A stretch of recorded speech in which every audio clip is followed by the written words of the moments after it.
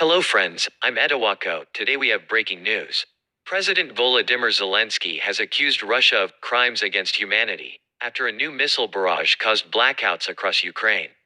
He told the UN Security Council via video link that the Russian formula of terror had forced millions of people to stay without energy supplies, without heating, without water, in sub-zero cold. The strikes killed at least 7 people, Ukraine said. Nuclear power plants went offline. The 3 plants still under Ukrainian control were disconnected from the grid, and the Zaporizhzhia plant, Europe's largest, was forced again to rely on diesel generators to power its cooling systems and key safety equipment.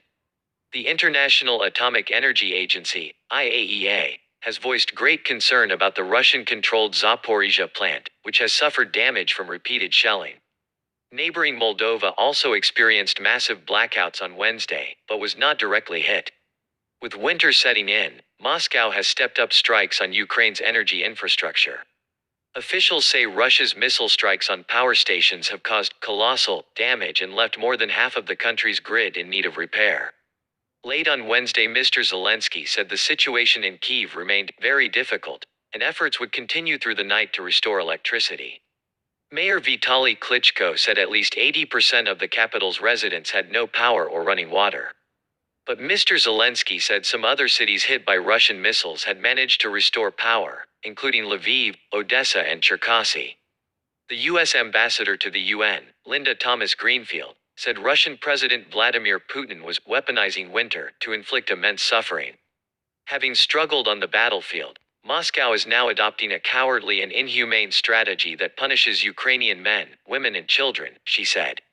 In the southern Zaporizhzhia region, a newborn baby was killed when a missile hit a maternity unit, emergency services said.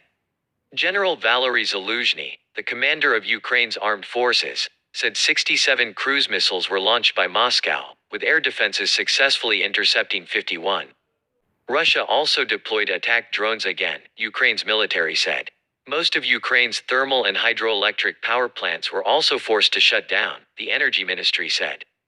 Kremlin spokesman Dmitry Peskov did not comment on the attacks during a visit to the Armenian capital Yerevan, but stated that the future and success of the special operation, Moscow's term for its war in Ukraine, are beyond doubt. Moscow has said that attacking Ukraine's power grid could weaken Kyiv's ability to fight and drive its leaders to the negotiating table. Kyiv requested the UN Security Council meeting, and Mr. Zelensky urged the UN to do more to help Ukraine. French President Emmanuel Macron tweeted that Russia's strikes against civilian infrastructure constituted a war crime, following similar comments from the US.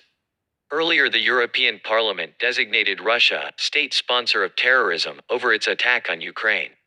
Soon after the Parliament resolution was passed, the Strasbourg Assembly's website went down because of what EU officials described as a denial of service attack by pro-Kremlin hackers. More than half of Moldova was left without electricity, Deputy Prime Minister Andrei Spinu wrote on Twitter. He said the attack on Ukraine's energy infrastructure had caused a massive blackout. Within a few hours, power was restored in much of the capital, Chisinau, where a third of the Moldovan population lives. Moldova also experienced widespread power cuts as a result of strikes on Ukraine on the 15th of November, Mr. Spinu said. Mobile networks were also badly affected. Energy policy analyst Sergiu Tofilet said that as Moldova and Ukraine were connected to the European grid in March, one of the connection points on the power line between Moldova and neighboring Romania shut down automatically if Ukraine was hit to protect the system. We reconnect once Ukraine has assessed the damage. In response to the outages, Moldovan President Maia Sandu said Russia had left Moldova in the dark. Russia's war in Ukraine kills people, destroys residential blocks and energy infrastructure with missiles, she wrote on Facebook. But the electricity supply can be restored. We will solve the technical problems and we will have light again. All state institutions are working in this direction. Yes, friends, this is our news today. What are your thoughts? Please do not forget to indicate your opinion in the comment section. Please don't forget to turn on notifications by subscribing to me.